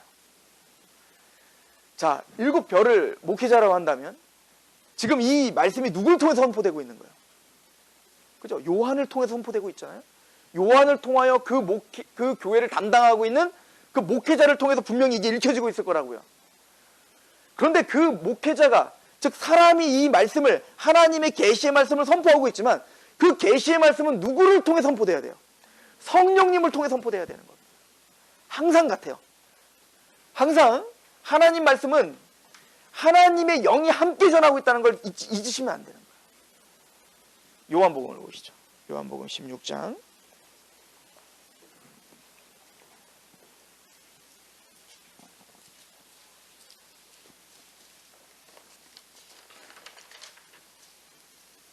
자, 요한복음 15장을 보세요. 15장. 그 요한복음 14장, 15장, 16장은 사실은 성령님에 대해서 굉장히 잘 예수님께서 직접 설명하신 장들이거든요. 자, 15장 26절, 27절 한번 읽어볼까요? 예수님께서 직접 하시는 얘기예요. 같이 읽어봅시다. 시작. 내가 아버지께로부터 너희에게 보낼 보혜사 곧 아버지께로부터 나오시는 진리의 성령이 오실 때에 그가 나를 증언. 자, 예수님을 증언하시는 분이 누구라고요? 성령님이에요. 성령님은 예수님을 증언하시고 예수님의 것을 가지고 가르치십니다. 그러니까 성령님은 그 예수님이 우리에게 선포하신 말씀을 통해서 우리에게 역사하시는 거거든요. 근데 그 예수를 증언하는 분이 성령님인데 하나가 더 있어. 그게 누굽니까? 우리 다음 절 27절 시작. 너희도 처음부터 나와 함께 있었으므로 증언하느니라. 이해가세요? 사도들이 예수님을 증언합니다. 근데 그 사도들이 증언할 땐 반드시 누구와 함께 증언하는 거예요? 성령님을 통하여 증언하는 거예요. 성령님을 통하여 성경이 기록된 거고요. 모든 성경은 사설을 풀 것이 아니죠. 하나님의 영에 감동된 자들에 의해 쓰여진 거예요. 또한 그 사도들이 선포할 때 누가 함께 역사하셔요? 성령님이 역사하시는 거예요. 이거는 단순히 사도뿐만 아니라 우리 모두도 마찬가지예요. 우리가 말씀을 증거할 때 인간의 지식을 증거하는 게 아니라 우리가 복음을 증거할 때는요, 복음이 너에게 말로만 임하는 것이 아니라 능력과 성령과 큰 확신으로 임하는 겁니다. 그죠? 그러니까 말씀을 증거할 땐 성령님이 함께 그 목자와 함께 전파하는 겁니다. 이게 구약도 마찬가지예요. 구약도. 여러분들 구약에 노아가 심판날을 증거했을 거 아니에요. 그때 그 노아와 누가 함께 증거한 거예요? 그리스도의 영이 함께 증거했다니까요. 구약시대 모든 선지자도 다 똑같아요. 선지자들이 하나님 말씀을 이사야가, 예레미야가, 모두 호세아가 다 선포했지만 그건 누가 이 땅에 육신으로 오시기 전에 그리스도께서 영으로, 그리스도의 영이 성령님께서 누구와 함께? 그 선지자들과 함께 증거하셨다고요. 못 믿으시겠죠? 베드로전서 1장.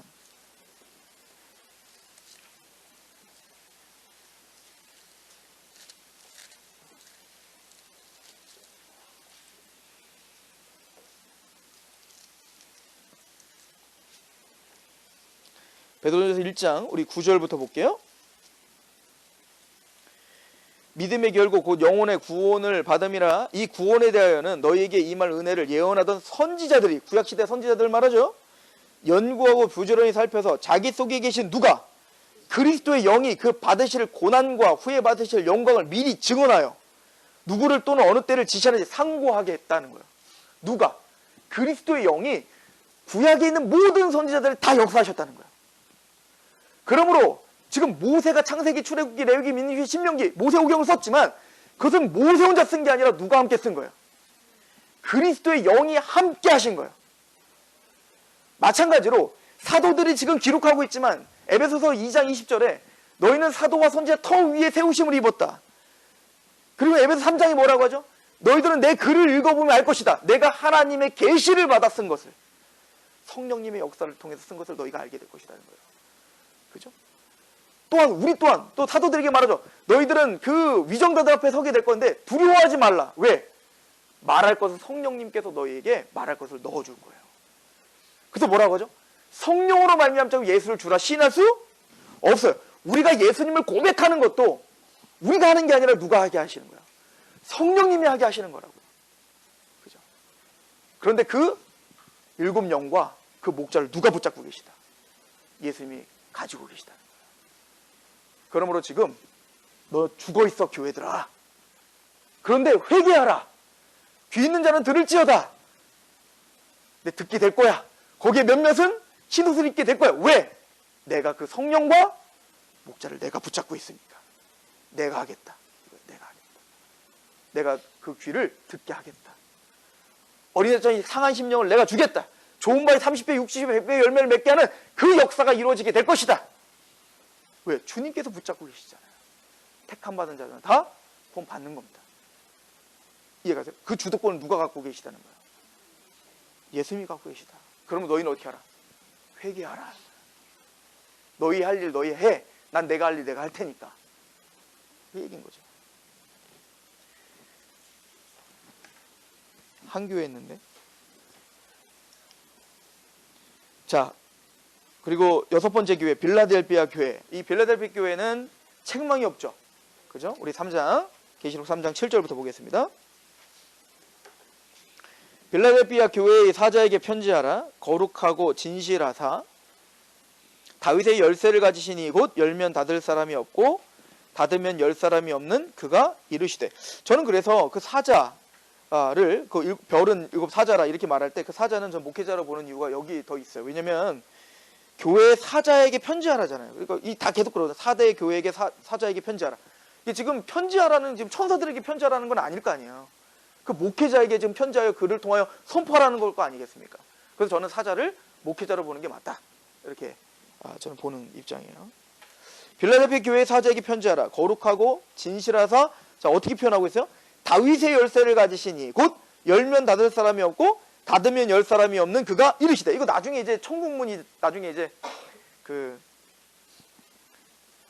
하나님의 그 새하늘과 새 땅 그 예루살렘이 나중에 닫히거든요. 그럼 거기에 이제 누구만 들어가냐면 이제 생명체에 기록된 하나님 백성들만 들어가게 되고 아무도 들어갈 수가 없죠. 꼭 뭐가 같냐면 노아 방주랑 똑같은 거예요. 노아 방주 때 이제 다 태운 다음에 하나님이 문을 닫으시는 거거든요. 하나님 꽝 닫으면 더 이상 열리지 않습니다. 끝이에요. 그죠? 그 하나님의 나라의 그 열쇠, 그거 누가 갖고 계시다는 거야? 예수님. 다윗의 열쇠라는 건 뭐냐? 그 다윗 왕국의 열쇠. 그 다윗의 왕국을 열고 닫고 들어오고 나가게 하는 그 모든 역사는 누가 주장하고 있다는 거야? 예수님이 바로 그 다윗의 열쇠를 갖고 계시다. 예수님이 열면 닫을 자가 없고 예수님이 닫으면 열 자가 없는 거예요. 지금 열어놓은 거죠. 언제까지 열어놨어요?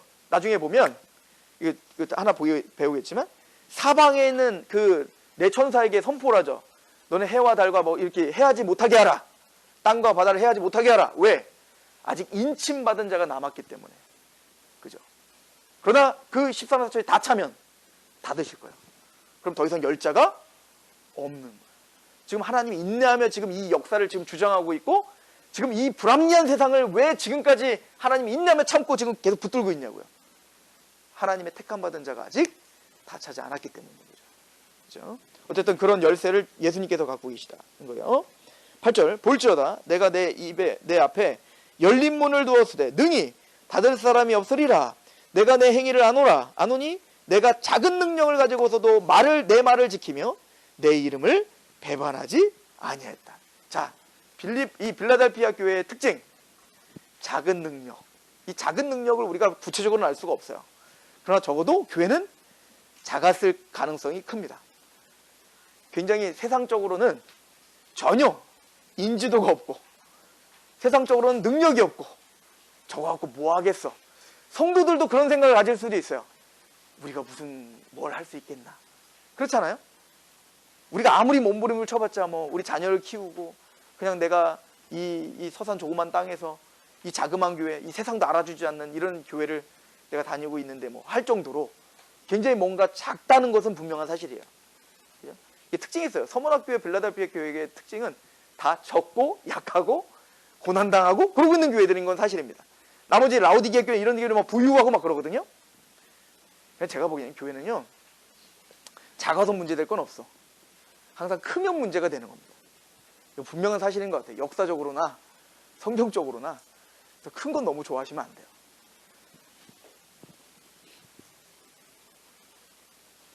자, 그리고는 말합니다. 적은 능력을 가지고도 내 말을 지켰다 이거예요. 그리고 내 이름을 배반하지 아니었다. 이게 사실은 나중에 14만 4천의 특징들이죠. 아까도 말했지만 어린 양이 어디로 인도하든 그를 따라가는 자요. 우리 계시록 12장도 잠깐 가보세요. 우리가 뭐 한번 훑었을 때 한번 다 봤던 거기 때문에 뭐 생소하지는 않으실 텐데 그 여자의 남은 자손 진짜 구원받은 하나님 백성들에 대한 이야기를 하면서 12장 17절에 이렇게 이야기를 하죠. 용이 여자에게 분노하여 돌아가서 그 여자의 남은 자손 곧 하나님의 계명을 지키며 예수의 증거를 가진 자들. 이게 구원받은 사람들의 특징이에요. 뭘 지닌 자들? 하나님의 계명을 지키며. 근데 이 계명을 지킨다는 건 온전을 행함이에요. 아까 사대교회에서 말한 것처럼 그 사랑이 강권돼요. 하나님의 계명을 지키는 자들. 그리고 그 중심에 뭘 갖고 있는 사람들? 예수의 증거, 복음을 갖고 있는 사람들이에요. 그죠? 자, 빌라델피아 교회 사람들은 바로 그런 사람들이었어요. 세상적으로 크지 않았습니다. 능력이 없었어요. 근데 적어도 하나님의 말씀에 붙들림 받은 사람들이었어요. 이게 특징이었어요. 그리고 말합니다. 9절 보라 사탄의 회당. 이게 누구예요? 유대인들이죠. 자칭 유대인이라 하나 그렇지 아니하고 거짓말하는 자들 중에 며칠 내게 주어 그들로 와서 내 발 앞에 절하게 하고 내가 너를 사랑하는 줄을 알게 하리라. 무슨 얘기죠? 이 사람들은요 작은 능력이지만 누굴 개종시키는 거예요? 유대인. 여러분들 유대인들이 개종되겠어요? 이 사람들? 철두철미한 자기 이데올로기에 꽉 막힌 사람들을 하나님의 말씀에 붙들림 받은 사람들이 인간의 지식으로 그 사람들을 납작 엎드리게 하는 게 아니라 하나님의 말씀을 가지고 그 증거를 가지고 그 세상 정신을 부셔버리는 사람들이에요. 이 능력이죠. 그걸 통해서 내가 이 교회를 얼마나 사랑하는지를 내가 증거하겠다. 말씀의 능력이 있는 교회. 그러니까 바로 빌라델피아 교회였습니다. 이게 초대교회 원래 처음 시작했을 때 바로 이런 교회였었죠. 우리 사도행전을 잠깐 가보시겠어요? 사도행전?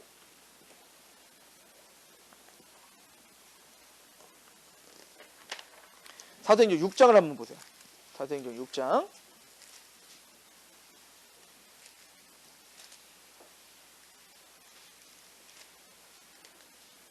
자, 사도행전 6장 우리 7절을 한번 보시면 한번 같이 읽어볼게요. 사도행전 6장 7절에 시작. 하나님의 말씀이 점점 왕성하여 예루살렘에 있는 제자의 수가 더 심히 많아지고 허다한 제사장의 무리도 이 도에 복종하니라. 여러분들 이거 자세히 읽으셔야 되는데요.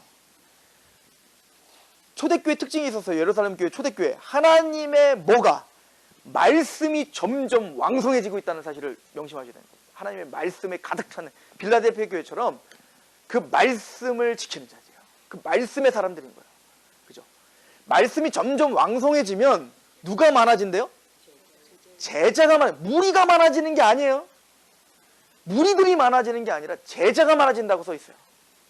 단순히 교회에 그득그득한 사람들이 많다는 게 아니라 그 말씀에 붙들림 받은 제자들이 많아지는 거예요. 이 제자는 누구예요? 계시록에서 봤더니 예수 그리스도가 어린 양 인도하던 어디로? 따라가는 자들. 그 계명을 지키고 그 복음을 갖고 있는 자들. 이 사람들이 제자거든요. 근데 교회에 수많은 무리들이 있어요. 여러분 예수님 시대 때도요. 수두룩하게 따라다니는 무리들이 있었고요. 제자가 따로 있었죠. 초대교회는 바로 말씀이 왕성해지니 그 말씀에 두렵고 떠는 누구들이 많아지는 거예요. 제자들이 많아지는 거예요. 그랬더니 어떤 일이 벌어져요? 그 제자의 수가 점점 힘이 많아지고 허다한 제사장의 무리도 그 도에 복종하게 되는 능력이 나타나는 겁니다. 이게 빌라델피아 교회라고 저는 믿어요. 와, 우리 교회가 그랬으면 좋겠다. 그죠? 우리의 소망이 여기 있는 거예요. 우리 교회 이름 바꿀까? 빌라델피아 교회로.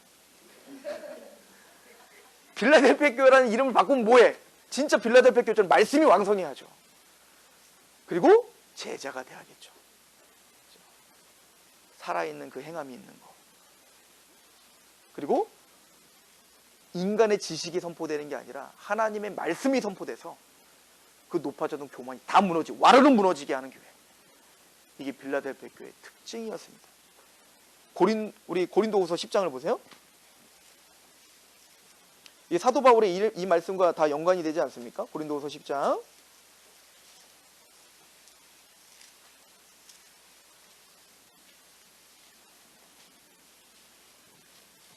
(10장) 1절을 보시면 너희를 대면하여 유순하고 떠나 있으면 너희에 대하여 담대한 나 바울은 이제 그리스도의 온유와 관용으로 친히 너희를 권하고 또한 우리를 육신에 따라 행하는 자로 여기는 자들에 대하여 내가 담대히 대하는 것 같이 너희와 함께 있을 때에 나로 하여금 이 담대한 태도로 대하지 않게 하기를 구하노라. 지금 사도 바울이 화가 났죠. 내가 담대히 가서 니들 혼낼 수밖에 없는데 그러지 않기를 바란다. 그러는 거예요. 빨리 정신 차려라 이런 거죠. 우리가 육신으로 행하나 육신을 따라 싸우지 아니하노니 우리의 싸우는 무기는 육신에 속한 것이 아니요 오직 어떤 견고한 진도 무너뜨리는 하나님의 능력이라. 모든 이론을 무너뜨리며 하나님 아는 것을 대적하여 높아진 것을 다 무너뜨리고 모든 생각을 사로잡아 그리스도에게 복종하게 하니 너희의 복종이 온전하게 될 때에 모든 복종하지 않는 것을 벌하려고 준비하는 중에 있노라. 그래서 이거만큼 우리가 들고 있는 복음이 얼마나 능력이 있는가를 사도 바울은 감격 속에서 우리에게 가르쳐주고 있는 거예요. 제가 설교 중에 한번 얘기한 적이 있는데 존 프레임이라고 하는 개혁주의 신학자가 굉장히 유명한 신학자입니다. 근데 이 존 프레임이라고 하는 사람이 제가 책을 읽다가 존 프레임이 조직신학에 대해서 이렇게 정리한 걸 제가 봤어요. 신학을 지금 거의 꽤 오래 했잖아요, 저도. 근데도 불구하고 처음 듣는 얘기예요. 존 프레임이 뭐라고 얘기했냐면 조직신학이란 우리가 배우는 이런 교리들, 그러니까 성경을 아는 그 조직신학이란 우리의 모든 가치관과 세상적인 유혹과 세상의 모든 가치관을 능히 이기게 하는 능력이다. 단순히 우리가 배우는 이 교리는 예수님이 누구며 하나님이 누군지 우리 신앙을 고백하는 것 수준을 넘어 그 탄탄한 하나님을 아는 지식이 세상을 능히 이기게 하는 힘이다라고 존 프레임을 믿고 있는 거예요. 근데 이거는 사도 바울의 믿음인 겁니다. 우리가 갖고 있는 이 지식, 하나님을 아는 이 지식이 그 높아진 교만을 다 무너뜨리고 하나님 앞에 복종케 하게 하는 능력이라는 걸 알고 있었던 거예요. 그리고 그 능력을 실질적으로 경험한 자들이 바로 빌라델피아 교회의 성도들이었고, 그런 말씀에 두렵고 떠는 하나님 백성들이 모인 그 교회가 세상 정신을 이기는 거죠. 허다한 제사장의 무리를 박살냈던 것처럼 우리로 말하면 여러 가지 지금 세상적인 모든 정신과 또 이단과 하나님의 철두철미한 말씀으로 싸워 승리하는 교회. 이게 빌라델피아 교회였던 겁니다. 그죠? 그리고는 그들에게 이렇게 이야기를 하죠. 계시록 다시 3장을 다시 가보시면 3장 9절에 보면 보라 사탄의 회당 곧 자칭 유대인이라고 하나 그렇지 아니하고 거짓말하는 자들 중에 며칠 내게 주어 그들로 내 발 앞에 절하게 하고 내가 너를 사랑하는 줄 알게 하리라. 내가 나의 인내의 말씀을 지켰은즉 내가 또한 너를 지켜 시험의 때를 면하게 하리니 이는 장차 온 세상에 임하여 땅에 거하는 자들을 시험할 때라. 내가 속히 오리니 내가 가진 것을 굳게 잡아야 아무도 내 면류관을 빼앗지 못하게 하리라. 이기는 자는 내 하나님 성전의 기둥이 되게 하리니 그가 결코 다시 나가지 아니하리라. 내가 하나님의 이름과 하나님의 성 곧 하늘에서 내 하나님께로부터 내려오는 새 예루살렘의 이름과 나의 새 이름을 그이 위에 기록하리라. 귀 있는 자는 성령이 교회들에게 하시는 말씀을 들을지어다. 그러니까 지금 이 빌라델비 교회에게 지금 말하는 건 뭐냐면 너희들이 그렇게 지금 싸우고 있다. 그런데 앞으로도 이 고난의 때는 계속되어질 텐데 근데 모든 땅이 시험당하는 그날 너희가 지금 그 시험에서 이기고 있는데 그렇게 너희가 최선을 다해서 말씀을 붙들고 이기고 있는 것처럼 나는 너희에게 이 온 세상이 시험당하는 그날 그때 내가 너희를 보호할게. 그걸 내가 지켜줄게. 이것도 신학자들이 조금 다르게 해석은 하지만 저는 마지막 때라고 봅니다. 예수님의 재림의 그때 우리가 상상할 수 없는 그 고난의 시기 그죠? 그걸 면제시켜 주시는 거죠. 거기서 우리를 보호하시는 그 예수님의 사랑을 보여주고 있는 겁니다. 그리고 말을 하기를 내가 너를 성전의 기둥이 되게 하리라 라고 말하잖아요. 뭐 쉽게 얘기하면 그런 말씀의 사람인 이 빌라델피아 교회 성도들아 너희들을 성전의 기둥이 되게 해주마. 중요하게 그죠? 너희를 통하여 그 성전이 지어져 가게 하는 중요한 토대가 되게 해줄게 라고 하는 뜻일 수 있어요. 또 하나는 성전, 솔로몬 성전을 나중에 한번 보시면 이 바깥에 기둥이 두 가지가 서 있어요. 이렇게 두 개가. 하나는 야긴이라고 하고 하나는 보아스라고 하는 거예요. 그 야긴은 뭐냐면 하나님이 세우시다라는 뜻이고요. 보아스는 뭐냐면 하나님은 능력이시다. 그래서 이제 혹자는 이 야긴과 보아스가 제사장과 왕을 기름 붓는 곳이다 라고 해서 아마 왕 같은 제사장을 이야기하는 걸 것이다 라고 말을 하기도 하고 근데 제가 보기에는 기둥이 되래 야긴과 보아스다 라고 할 때에는 하나님께서 너희를 그렇게 세우셨고 기름 부어 세우셨고 하나님이 능력을 주신다. 하나님이 그 일을 완성하신다. 하나님이 너희를 붙잡는다. 이렇게 보는 게 맞다. 그러면 지금 이 빌라델피아 교회가 그런 고난 중에 말씀 중에 싸우고 또 고난 중에 있는 그 교회를 주님께서 세우셨고 주님께서 붙잡고 그 빌라델피아 교회를 토대로 하나님 나라가 세워지고 있다. 이렇게 우리는 볼 수가 있는 거죠. 그러니까 하나님의 말씀의 사람들 그들이 바로 하나님의 나라인 거예요. 나중에 그래서요. 그 새하늘과 새 땅에 대한 그 새 예루살렘을 볼 때 12문이 있었죠? 그 12문은 누구의 이름으로? 12지파의 이름으로. 그 12기초석이 있죠? 그죠? 기초석은 누구의 이름? 12사도. 신구약의 하나님의 14만 4천 구원받은 하나님의 백성들이 바로 하나님 나라인 거예요. 그죠? 그리고 우리를 뭐라고 합니까? 에베소서에. 그래서 우리는 성전으로 지어져 가느니라. 연합하여. 우리가 하나님의 집, 하나님의 나라로 우리가 지어져 가고 있는 겁니다. 그죠? 그래서 우리가 바로 그런 하나님의 기둥이 될 것이고 새 이름을 줄 거다 이렇게 이야기를 하죠. 이 새 이름은 우리 어디를 보고 있습니까? 그죠? 12절에 이기는 자는 내가 성전의 기둥이 되게 하리라. 결코 다시 나가지 아니하리라. 내가 하나님의 이름과 하나님의 성 곧 하늘에서 내 하나님께로부터 내려오는 새 예루살렘의 이름과 나의 새 이름을 그 위에 기록하리라. 그래서 새 예루살렘의 이름과 나의 이름을 기록하리라. 이건 뭐냐면 우리를 인쳐주신다는 얘기인 거예요. 나중에 이게 13만 4천에 뭐예요? 우리 이마에 누구의 이름이 기록됐어요? 하나님과 어린 양의 이름이 기록되죠. 그죠? 우리는 그래서 새 이름을 받죠. 어떻게? 왕 같은 제사장으로, 우리는 의인으로, 그죠? 하나님의 백성됨으로 우리는 새 이름을 받은 자들인 거예요. 자, 그러면 왜 예수님을 이렇게 표현했을까요? 예수님을 다윗의 열쇠를 가지시니 지금 뭔 얘기하고 있어요? 하나님의 새 예루살렘에 대한 얘기를 하고 있잖아요. 하나님의 완성된 왕국에 대한 얘기를 하고 있잖아요. 지금이 너희가 고통을 당하지만 그 온 세상이 시험 당할 때 그때 너희들을 어떻게 할 거예요? 그 왕국으로 데려 들어와 너희를 보호하겠다는 거죠. 그리고 한 영혼도 빠지지 않고 다 들어올 때까지 어떻게 하신 거예요? 열어두셨다가 이제 하나님의 모든 역사가 다 끝났을 때 그 열쇠로 닫을 거예요. 우리를 다 구원시키고. 그죠? 그리고 그 새 예루살렘, 하나님의 왕국, 다윗의 왕국의 이름을 누구 위에? 우리 위에 새겨 주실 거예요. 그분이 바로 누구다? 예수님이시다 라고 말하는 것이죠.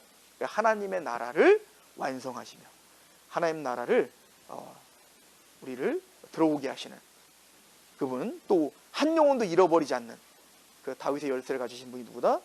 예수시다 라고 우리는 보면 될 것입니다. 자, 우리 마지막으로 라오디게아 보고 마치도록 합시다. 그래도 다 봐야죠. 다음 주에 조금 더 뭐 앞에 걸 좀 부연 설명하겠지만 어쨌든 그래도 보고 가는 게 좋을 것 같아요. 14절에 라오디게아 교회의 사자들이 편지합니다. 자, 라오디게아 교회에게는 뭐라고 예수님을 표현하고 있냐면 아멘이요, 충성되고 참되신 증인, 하나님의 창조의 근본. 자, 왜 이런 또 칭함을 주셨는지, 이런 예수님을 묘사하고 있는지 그 상황을 보면 좀 알죠. 자, 15절에 보면 내가 내 행위를 아노니 내가 차지도 아니하고 뜨겁지도 아니하고 내가 차든지 뜨겁든지 하기를 원하다. 그러니까 얘네들은요, 라오디게아 교회는 행위를 안다는 건 행위를 참 잘하는 걸 안다 이렇게 말하는 게 아니라 니들 상태를 안다 이런 거예요. 근데 지금 얘네들 상태는 뭐냐면 라오디게아 교회는 차지도 않고 뜨겁지도 않다. 지난번에 그 얘기를 했었죠. 이 라오디게아 교회가 위치한 그 위치, 라오디게아 교회 위쪽에는 히에라폴리스가 있어요. 히에라볼리, 그 성경에 히에라볼리라고 써 있죠. 그리고 라오디게아 밑에는 뭐가 있냐면 골로새가 있어요. 근데 이 히에라폴리스는 뭐죠? 온천 지역이에요. 그래서 뜨거운 온천수가 펄펄펄 나오거든요. 근데 그 온천수는 약이 되죠. 그래서 거기서 피부병도 낳고 막 그럴 거 아니겠습니까? 근데 이게 라오디게아로 흘러 들어오면서 어떻게 되냐면 다 식어버려요. 그리고 좋은 성분은 다 빠져버리고 뭐만 남을 거야? 석회 물이 돼버리는 거예요. 그러니까 이 라오디게아에 오면 그거 쓰잘데기 없는 물이 되는 거예요. 미직지근한 물인데 이건 마실 수도 없어요. 먹으면 막 석회가 막 껴있으니까 이게 병 걸리죠. 게다가 그러다 막 세수하고 뭐 어떻게 될까요? 눈병 나고 막 피부병 나고 난리예요. 그래서 이 라오디게아 이 지역에 유명했던 게 뭐냐면 안약 공장이 있었다는 거 아니에요. 그 의학 학교가 있었다는 거예요. 왜냐면 너무 이제 병이 나니까 어떻게 해요? 그러니까 그거 빨리 나야 되니까 연구를 했겠죠. 그러니까 그 당시에 로마 전국에 안약은 이쪽에서 다 돈은 잘 벌어. 게다가 그 물을 머실 수도 없고 쓸 데가 없으니까 어떻게 할까? 염색하는 데는 괜찮잖아요. 옷을 그냥 막 쓰는 데는 괜찮으니까 여기 염색을 하는 공장이 있었습니다. 그러니까 여기는 뭐냐면 상업지구죠. 그러니까 돈이 너무 많았어요. 여기는 옷도 잘 입고 염색 공장이 그 당시에는 막 그 찰나는 이렇게 현란한 옷 염색하는 옷을 비싸서 못 입잖아요. 근데 여기는 여기가 만드는 곳이니까 게다가 안약 공장도 있고 그러니까 돈이 많고. 자, 근데 이 물이 골로새까지 갈 때는 어떻게 될까요? 여기는 완전 차가워지겠죠. 그리고 여기는 이제 불순물들이 싹 다 씻겨져서 여기쯤 올 때는 마셔도 되는 물이 되는 거예요. 그러니까 지금 예수님은 라오디게아 교회 그 상황에 맞게 니들이 이렇게 뜨겁게 하나님께 사용되든지 차갑게 사용되든지 뭔가 형태는 다르지만 하나님 앞에 뭔가 행함이 있어야 되는데 니들은 미직지근하여 어떻게 되는 거야? 미직지근한 거 내 뱉을 수밖에 없잖아요. 하나님이 내 뱉을 수밖에 없다. 구역질이 난다. 이게 한마디로 말하면. 그래서 뭐라고 말하냐 보세요. 16절에 내가 이같이 미지근하여 뜨겁지도 아니하고 차지도 아니하니 내 입에서 너를 어떻게 한다? 토해버리겠다 이거야. 지금 4대 교회보다 여기가 더 심한 것 같아. 17절에 내가 말하기를 나는 부자라 부유. 아까 말했죠. 여기 안약공장과 막 그 옷공장, 염색공장이 있기 때문에 상업지구이기 때문에 여기 굉장히 부유한 교회입니다. 라오디게아 교회니까 당연히 부유하죠. 여러분들 우리나라 교회가 왜 부유해졌어요? 우리나라 경제가 발전하니까 교회도 부유해진 거잖아요. 같이. 그러니까 라오디게아 교회도 그 지역 자체가 부유하니까 교회가 부유하죠. 그죠? 그러니까 아까 그 빌라델피아랑 소모나랑 완전 대조적이에요. 그런데 여기 보면 17절에 내가 말하기를 나는 부자라 부유하여 부족한 것이 없다 하나 내 곤고한 것과 가련한 것과 가난한 것과 눈먼 것과 벌거벗은 것을 알지 못하는 것. 너희들이 그 현란한 옷들을 입고 너희들이 그 부유하게 살면서 나는 부유하다 라고 생각하지만 영적으로 너희가 얼마나 가난하며 하나님 앞에 너희가 얼마나 지금 헐벗고 있는지를 모르고 있구나. 이게 인간인 거야. 우리 인간들은요, 조금만 세상적으로 편해지면 그게 복이라는 개념이 있기 때문에 이 복을 주신 분은 하나님이니까 나는 내 영혼도 잘 된다고 생각한다고. 예수님이 뭐라고 합니까? 너희들이 창고를 짓고 거기 쌓을 곳이 없어서 또 다른 창고를 지으면서 뭐라고 해요? 내 영혼아 나는 이렇게 부유하다 하고 있구나 라고 예수님 말하잖아요. 하나님 앞에 내가 얼마나 죄인인지, 내가 얼마나 가난하고 하나님 앞에 헐벗은 자인지를 알지 못하는 거예요, 이 사람들이.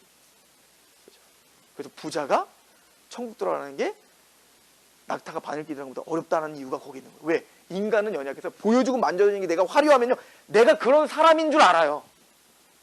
내 존재가 그렇게 인정받아야 될 사람이라고 안다. 그게 갑질이라는 게 있는 거 아니에요? 제가 우리 삼촌 얘기를 돌아가셨지만 삼촌이 이제 자수성가를 했다고요. 그러니까 그 삼촌이 자수성가를 하니까 부자가 됐어요, 부자. 그러니까 이분은요, 사실은 그 클린메이트라고 해서 그때 막 그런 거 없을 때, 그런 걸 처음 해가 공장을 져가지고 그 한국에 막 세탁소밖에 없을 때 그런 걸 만들어가지고 굉장히 부자가 됐죠. 막 중국에도 막 진출하고 막 부자가 되셨어요. 근데 이분이 거기 하나에 딱 뭔가 성공을 하니까 모든 철학과 모든 세상과 모든 학문을 다 섭렵했다고 생각해. 희한하죠? 제가 막 신학교 다니고 전도사 때인데 저를 오더니 어떻게 공부 잘하고 있냐? 용돈을 딱 주죠. 감사하게 받죠, 전 또. 잘하고 있냐? 아, 예, 잘하고 있습니다. 내가 총신 총장도 알고, 내가 고신 총장도 알고, 내가 저 협성대 총장도 내가 다 알아. 왜? 다 거래처래. 그 기숙사 하다가 자기가 다 빠는 거래처래. 내가 다 알아. 내가 성경도 다 알아. 그걸 보는데, 야, 이게 세상이구나. 근데 이게 그 삼촌만 이상한 게 아니라, 우리가 다 그래요. 뭐가 내가 뭐 하나를 잘하면 내가 그런 사람이라고 착각한다고. 이게 속임이에요. 사탄의 속임이에요. 내가 뭔가 편안하고 내가 잘 되고 있고 그러면 우리는 뭔가 내 영혼까지도 그런 부유한 사람이라는 착각을 한다고요. 지금 라오디아 교회가 그런 거예요. 우리 교회가 이렇게 잘 되는데, 우리 교회는 이렇게 부유한데, 우리 교회는 이렇게 베풀 수 있는 뭔가를 갖고 있는데, 하나님이 이렇게 사람들 많이 들여보내주잖아. 우리 교회가 이렇게 돈도 많고 이렇게 세계 선교를 몇 교회를 세웠잖아. 이것 자체가 자신의 영혼을 못 돌아보게 하는 걸림이 될 수 있다고요. 라오디아 교회가 딱 그런 교회였었던 거예요. 예수님은 이렇게 이야기를 합니다. 그래서 말하죠. 17절, 내가 말하길 나는 부자라 부유하여 부족한 것이 없다 하나 내 공고한 것과 가련한 것과 가난한 것과, 여기서 그래 뭐래, 눈먼 것과 벌거벗은 걸 알지 못한다. 너희들 안약 만들어갖고 니들 눈에는 잘 바르더라. 니들 화려한 옷은 염색 공장 만들어갖고 잘 입더라. 네 영혼의 안약을 눈에 넣고 네 영혼의 옷을 좀 입어 라고 18절에 말해요. 내가 너를 권하노니 내게서 불로 연단한 금을 사서 부유하게 하고 흰옷을 사서 입어 벌거벗은 수치를 보이지 않게 하고 안약을 사서 눈에 발라라 좀.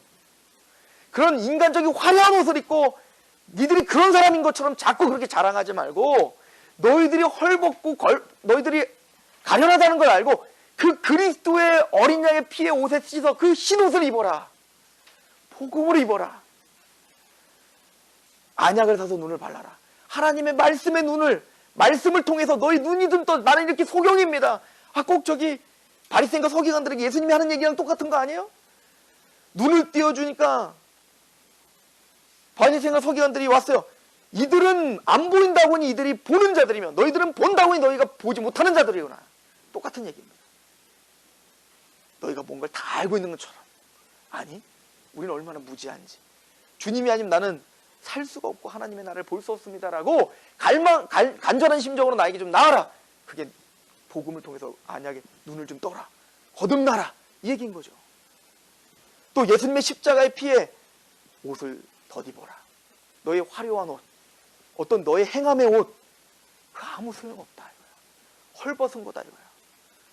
너에게 필요한 거는 예수 그리스도의 십자가의 은혜를 아는 그 흰옷, 제사장들이 입는 그 옷, 그 옷만이 필요하다 라고 이야기합니다. 근본적인 복음을 점검하는 얘기입니다.